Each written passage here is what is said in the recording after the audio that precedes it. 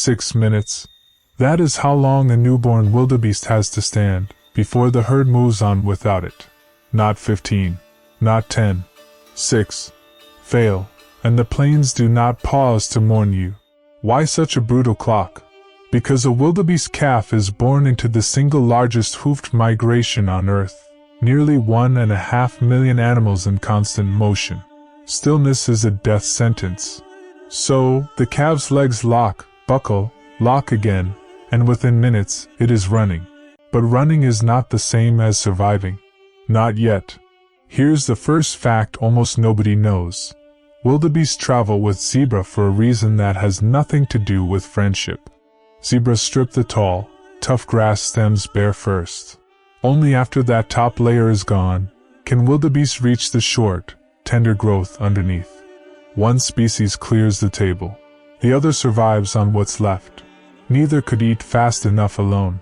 The mother has seconds to memorize her calves' exact bleat and scent, before the herd swallows them both into a churning wall of bodies. Lose that signature in the crush, and mother and calf may never find each other again, not in a herd this size. Imagine screaming into a crowd of 1 million, and hoping one voice answers back. Ahead lies the real filter, the Mara River. Brown, churning, and hiding something with eyes at the waterline. Now crocodiles here can exceed 16 feet, and they have waited months, sometimes without a full meal, for this exact week. Here's the twist nobody expects. The danger isn't mainly the crocodile's jaws. It's the water itself. Wildebeest are not strong swimmers, and thousands drown each season, crushed under their own herd's momentum, pulled down by current, never touched by a single tooth. So why jump at all? Because the grass behind them is already dying, and standing still means starving slower instead of drowning fast. Nature doesn't offer a safe option here, only a choice of deaths. Watch the water surface. Nothing moves. Then, everything does. A crocodile's ambush lasts less than a second. Jaws clamp, a full-grown wildebeest is dragged under, and the herd behind simply keeps coming. There is no scatter, no warning pass back. The animals 10 feet away don't even break stride. Now, the twist tightens further. Wildebeest births are not scattered randomly across weeks. Nearly 80% of all calves arrive within the same 2 to 3 week window.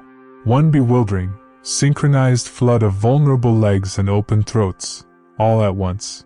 You'd think that would help predators. It does the opposite. Lions, hyenas, and crocodiles simply cannot eat fast enough to make a dent. Predators gorge until they physically cannot swallow another mouthful, and still, calves by the tens of thousands walk past them into the next dawn. Survival here isn't about outrunning death. It's about drowning it in numbers. But the river doesn't care about statistics.